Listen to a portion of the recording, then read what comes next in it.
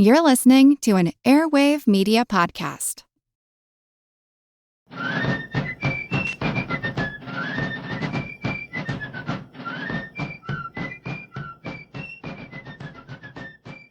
Hello, and thank you for joining the American Revolution.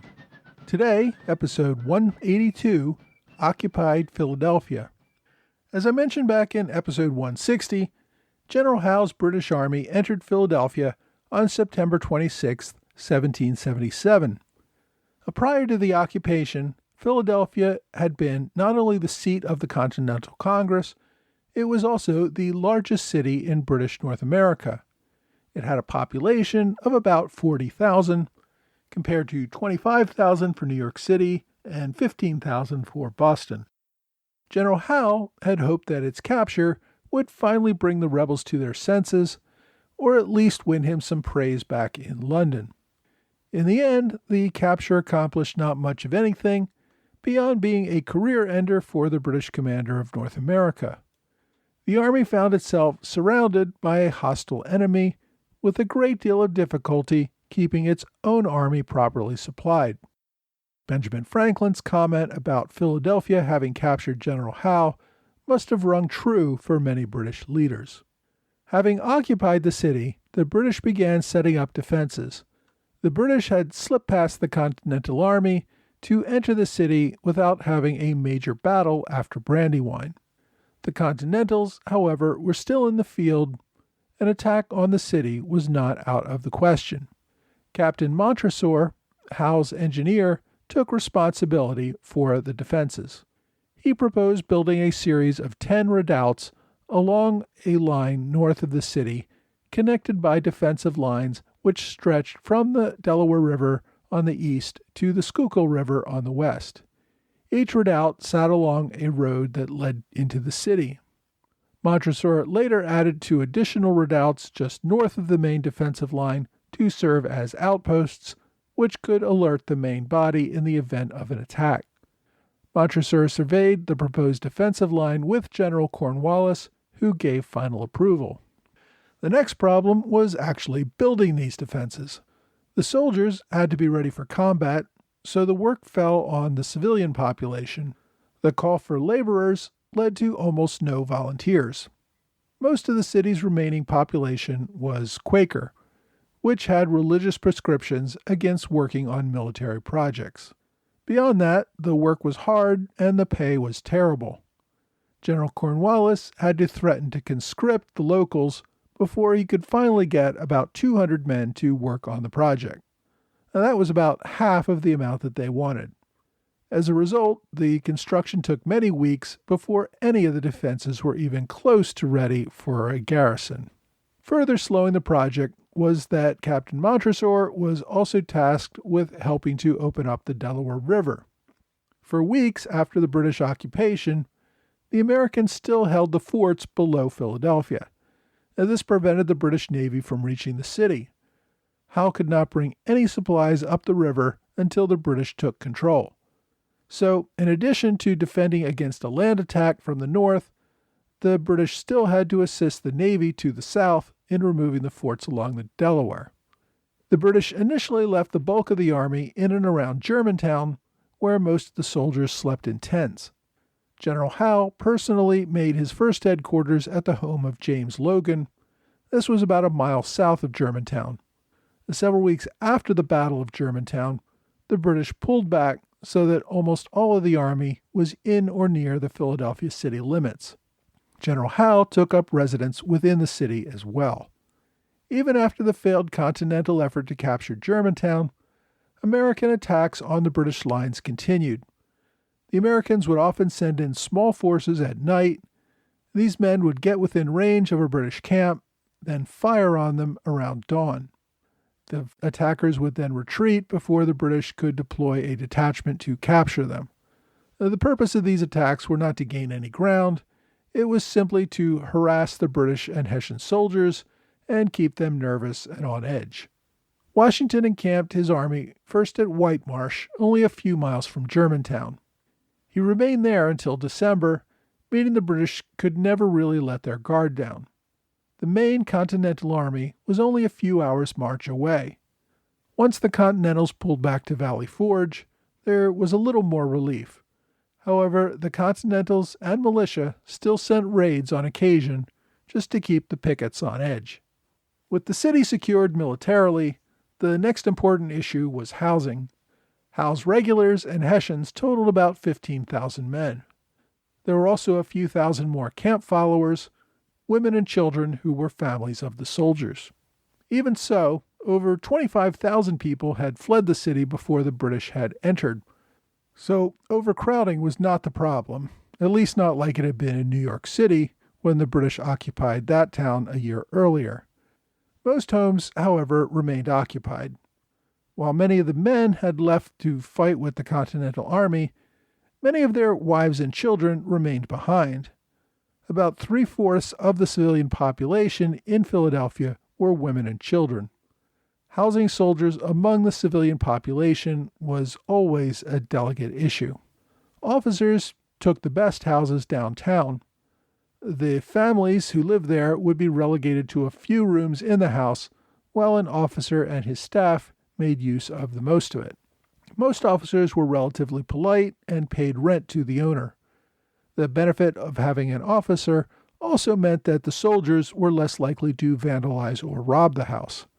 Even so, many residents only took in these boarders reluctantly and without having much choice in the matter. Initially, most soldiers stayed in tents or huts that they constructed. However, the occupation moved into the winter months. Most enlisted soldiers were moved into houses, primarily those vacated by Patriot families who had fled the city. Units were billeted together so that officers could keep tabs on their men and form up the companies and regiments quickly if needed. The Army also took charge of any public buildings and churches. In New York, most churches, other than Anglican churches, became stables or hospitals. In Philadelphia, much the same thing happened, with the exception that Quaker meeting houses were respected as part of an attempt to retain local support. There was also a Catholic church and a Lutheran church that remained in operation for the Hessian soldiers.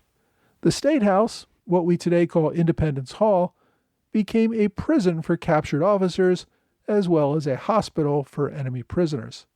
While there were conflicts and disputes over housing, the Army settled into the city with relative comfort. In addition to housing, food was an immediate concern for the Army occupying Philadelphia. The Army took the city in late September, but it took another 2 months for the Navy to clear the Delaware River. And until that happened, the Army had no source for food or other supplies other than what it could obtain locally. General Howe had experience in New York fighting the forage wars with Patriots in New Jersey over supplies. But in New York, the British controlled Long Island, which provided much of the food that they needed. They also had easy access to anything that the ships could bring to the city. In Philadelphia, the British only controlled an area a few miles around the city. As I mentioned in an earlier episode, one of the few things the British did was send a large raiding party out towards Darby, Pennsylvania, and there the soldiers collected food and hay that was sufficient to last them through most of the winter. With these supplies secured, there was little immediate danger of going hungry. The British also had another important tool to obtain food. They had specie, that is, gold and silver. Although Americans tried to surround the city and prevent farmers from bringing anything in, the lure of gold and silver payment in these particularly hard times led many farmers to sneak their products into British lines for sale. The continental paper money was becoming more and more worthless each day. Farmers were not willing to rely on it. Sales to the British meant payments with real money. Patriots disparaged these activities as greed. Farmers were being unpatriotic by letting the Continental Army starve at Valley Forge while trying to feed the British in exchange for money. Sure, in one sense this was greed, and it certainly was unpatriotic. But these farmers were not wealthy men. They had their own families to feed. Many of them were hit hard by the war and were suffering deprivation themselves. The desire to be compensated for the intense labor it took to grow and harvest crops or to raise animals is not an unreasonable one. Whatever we think of the morality of it, the reality is that most people tend to act out of self-interest, and that British gold provided the incentive that these farmers needed. As a result, the British Army did not really suffer from serious food shortages during the occupation, at least not when compared to the deprivations of the Continental soldiers out at Valley Forge. For the British, there was some tightening of rations before the Navy could get up the Delaware, and then again in late spring when supplies became tight again. The civilian population in Philadelphia did not fare as well. Civilians did not have access to military stores, and did not always have the money to buy things at market. Prices often soared as people tried to profit from the shortages due to the difficulties in bringing food into Philadelphia.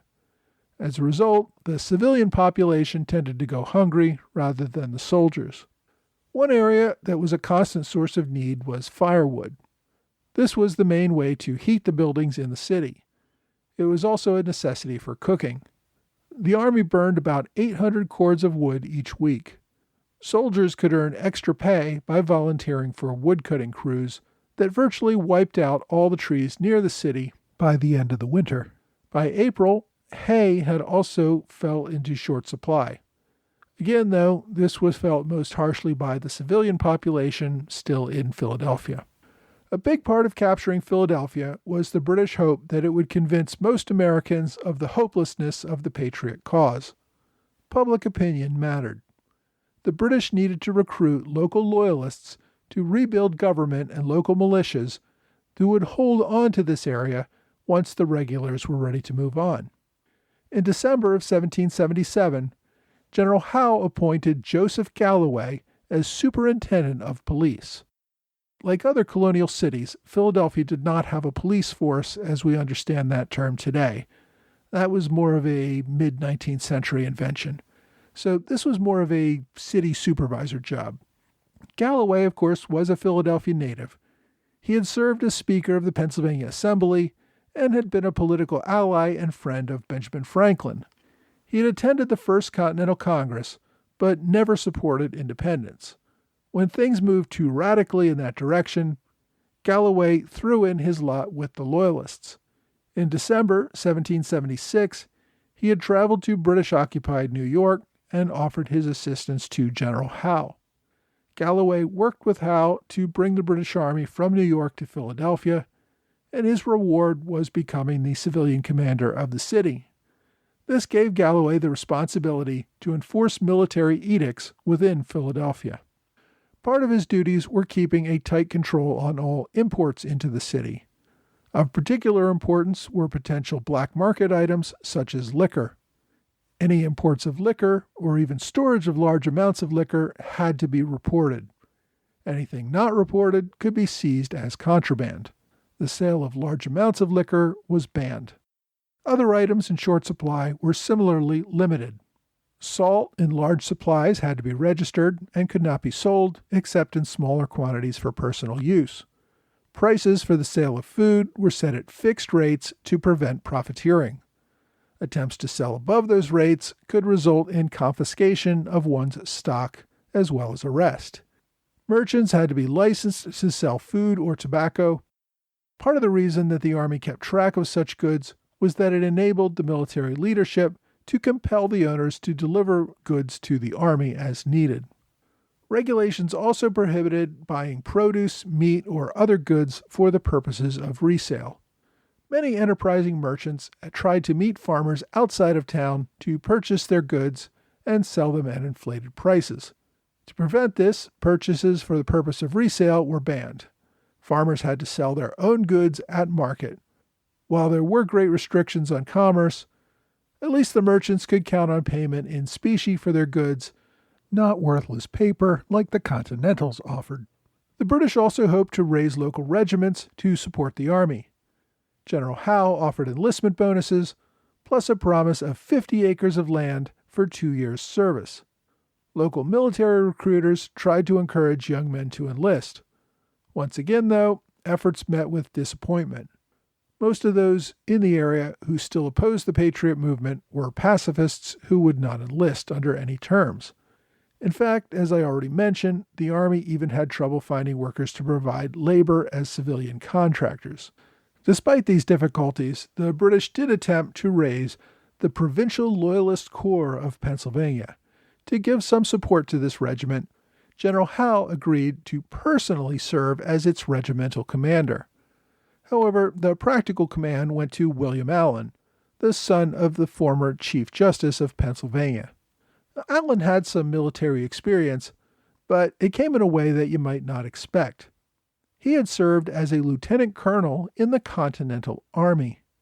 His brother Andrew had served in the Continental Congress and on the Pennsylvania Committee of Safety. The Allen brothers had begun the war as patriots. Like others, though, the Allen brothers thought the movement had gone too far when Congress declared independence. William Allen resigned his commission in the Continental Army and traveled to New York to offer General Howe his services. Allen was raising a Loyalist regiment from the locals around Philadelphia. The regiment hoped to raise 400 soldiers. This was not an optimistic number, since most regiments began with a strength of at least 500. In the end, they did not even raise half the number that they hoped for. Within months, about a quarter of the 172 men who had first mustered had already deserted.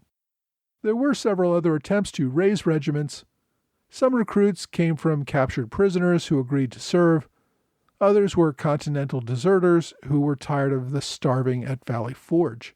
Still others were escaped slaves who hoped that military service might improve their position within society.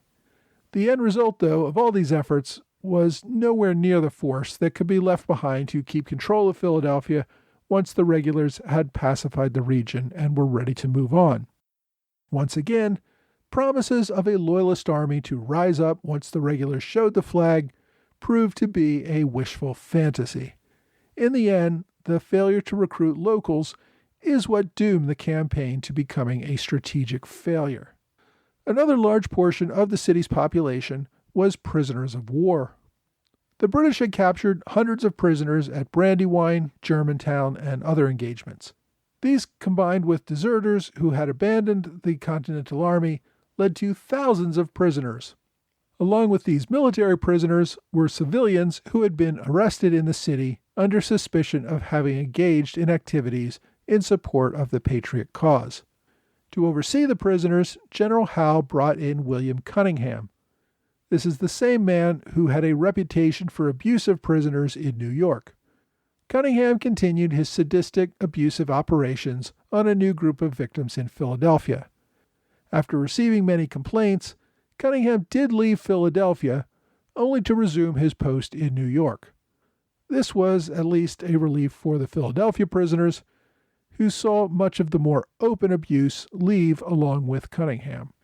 Even if the abuses slackened, deprivation still took its toll.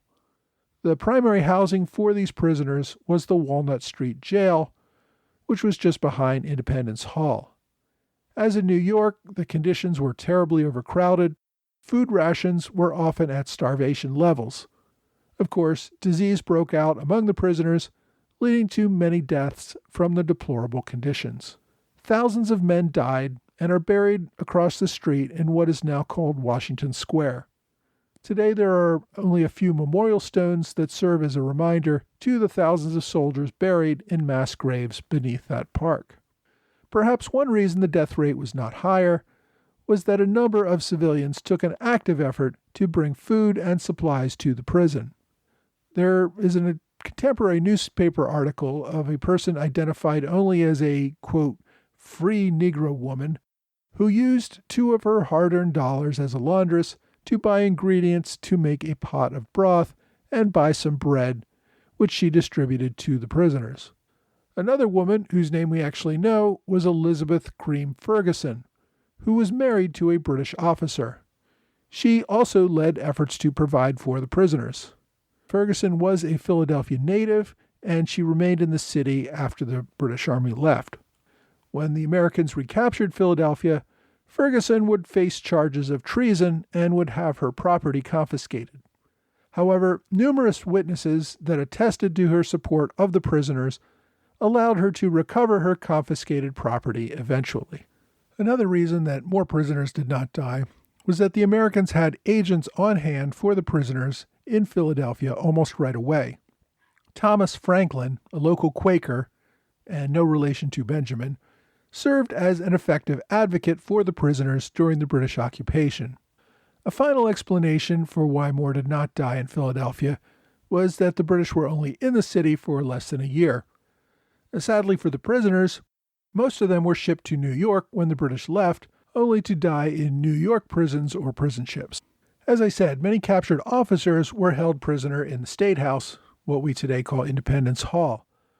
Although conditions there were perhaps a little better than in the jail, men there were still crowded, left underfed, and without basic needs. The British also used the hall for wounded Americans who were left there with minimal medical treatment. The British were reluctant to grant parole to most captured officers because they were so close to American lines. Escape was a great temptation. At one point, the Army had to hire women to search females leaving the city. It seems that some Americans were attempting to escape from Philadelphia dressed in women's clothes. Guards were given orders to shoot to kill anyone attempting to escape. One officer was released after a local Quaker, John Roberts, put up a 100-pound bond to guarantee his good behavior. When that officer fled the city, Roberts was forced to pay that bond. After the British left the city, Roberts was unable to recover his money because the radicals had him executed for treason. The British would remain in Philadelphia until June 1778, and I'll discuss that departure in a future episode. Next week, though, I want to talk about a group of Loyalist outlaws known as the Doan Gang, and also a skirmish with the Philadelphia militia that took place in May, known as the Battle of Crooked Billet.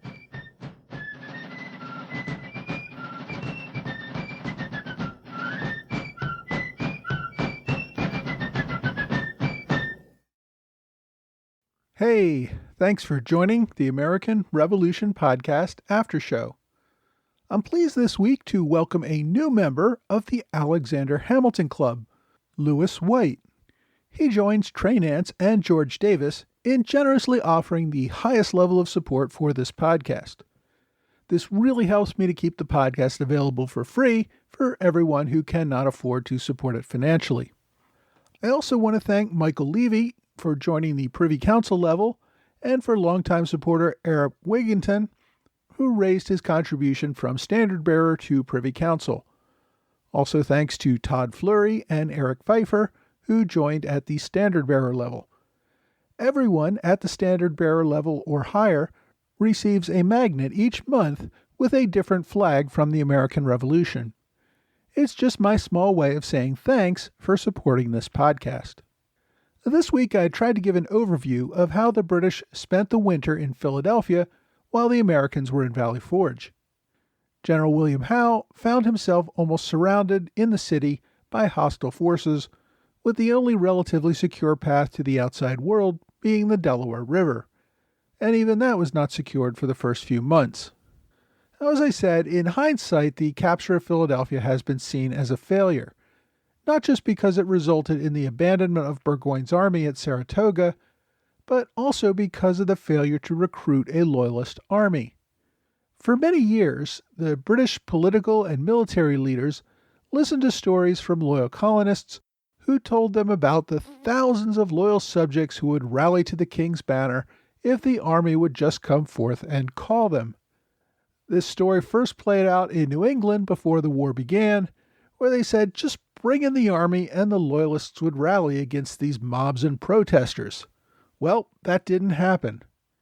General Burgoyne was told that loyalists in upstate New York would rally to his army when his men marched into New York. That did not happen. General Howe again heard from locals that loyalists around Philadelphia would certainly rally to the army. And that did not happen either. In future years, leaders would again be told that at least they could count on loyalists to rally in the southern colonies if the army went there. And you'll probably know how that turned out as well, but we'll find out in future episodes. But in and around Philadelphia, General Howe made great efforts to go easy on the locals in order to win support. Their greatest support in the area came from Quakers, who believed as a matter of faith that they had a religious duty to obey lawful authorities. Even among the Quakers, many left their meetings to join the Patriot cause. And of those who did remain loyal, another tenet of their religion was pacifism, meaning they could not take up arms in defense of the king. So there was no loyalist rising that could pacify the region once the army moved on. As a result, the occupation of Philadelphia could never really be a success. The British did suffer from shortages in the city, although, as I said, nowhere near as bad as the Continentals were out in Valley Forge. As the occupation progressed, we see increasingly harsh treatment of the locals. When the British eventually do leave, the British strategic position is actually worse off than if they had never come to Philadelphia in the first place. Many loyalists who stuck their necks out during the occupation found themselves losing everything when the army abandoned the city. And I'll get into that, of course, in some future episodes. But the real takeaway is that the British were slowly discovering that they were not liberators returning the king's peace to the land. Rather, they were occupiers, with the majority of the population simply wanting them to go away. It was a hard truth, and one that ultimately determined the outcome of the war. The occupation of Philadelphia would last for less than a year, but it certainly left its mark on the city. If you want to read more about the occupation, you'll want to get my book recommendation for this week. It is called The Disaffected: Britain's Occupation of Philadelphia During the American Revolution by Aaron Sullivan. This is a fairly new book, first published in 2019. It focuses on some of the leading loyalists of the city and how their views impacted them in the time leading up to, during, and after the British occupation.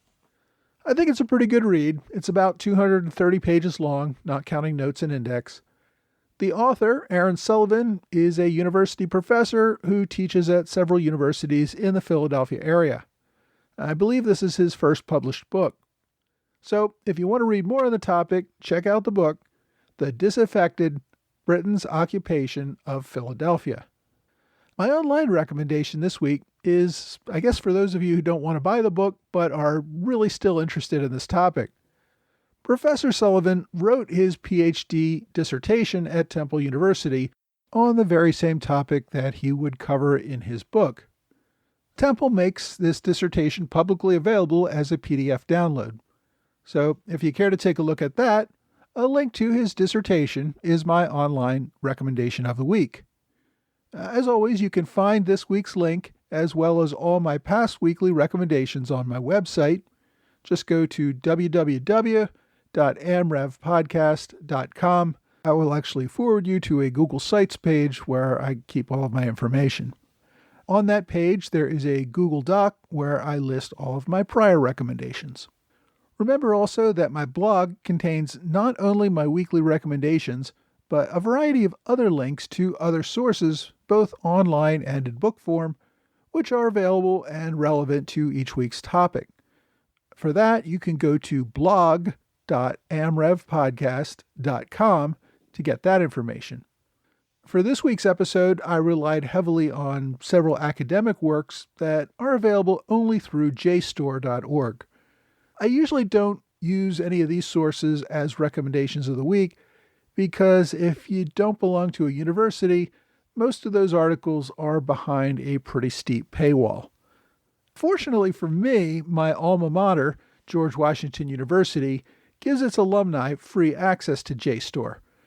If you are interested, you may want to check to see if the school you went to does the same thing. Personally, I find it pretty disappointing that these articles, which are almost all academic and for which the authors receive no compensation, are still behind a paywall at all. But that, unfortunately, is the world we live in. If you don't have access to JSTOR yourself, maybe you know someone who does, who can just send you a PDF download of whatever you want to read. Well, that's all for this week. I hope you will join me again next week for another American Revolution podcast.